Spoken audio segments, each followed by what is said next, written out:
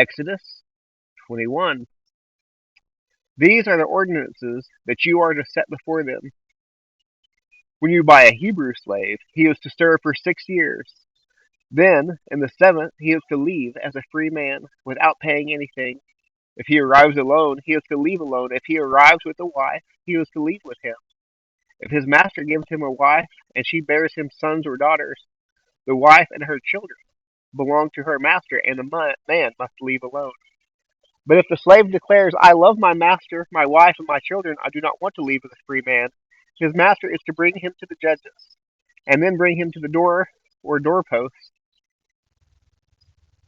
His master will pierce his ear with an awl, and he will serve his master for life.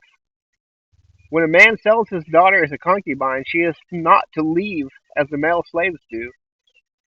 If she is displeasing to her master, who chose for her himself, then he must let her be redeemed. He has no right to sell her to foreigners, because he has acted treacherously towards her.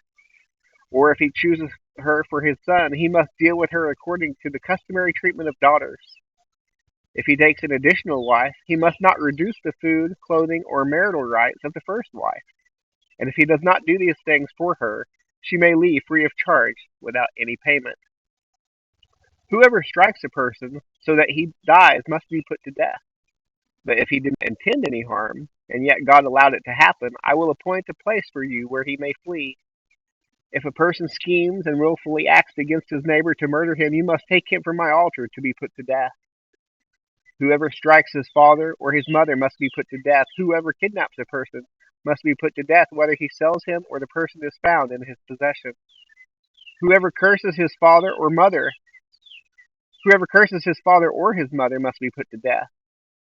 When men quarrel and one strikes the other with a stone or his fist, and the injured man does not die, but is confined to bed, if he can later get up and walk around outside, leaning on his staff, then the one who struck him will be exempt from punishment. Nevertheless, he must pay for his lost work time and provide for his complete recovery. When a man strikes his male or female slave with a rod, and the slave dies under his abuse, the owner must be punished.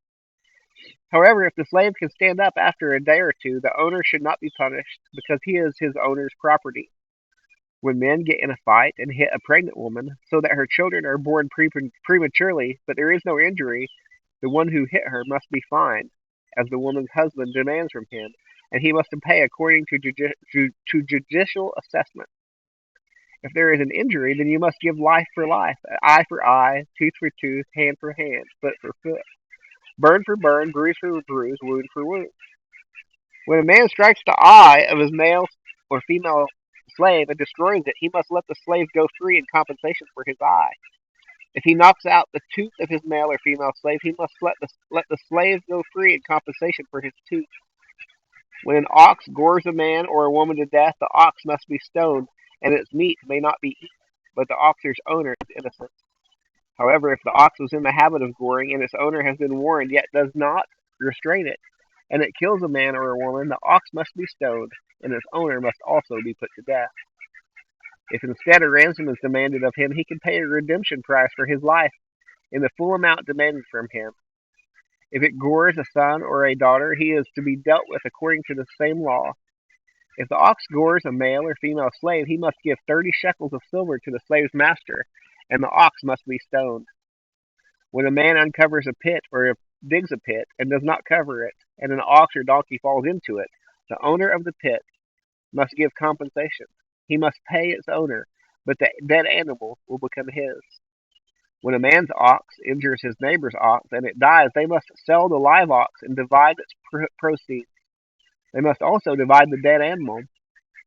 If, however, it is known that the ox was in the habit of goring, yet its owner has not restrained it, he must compensate fully, ox for ox. The dead animal will become his.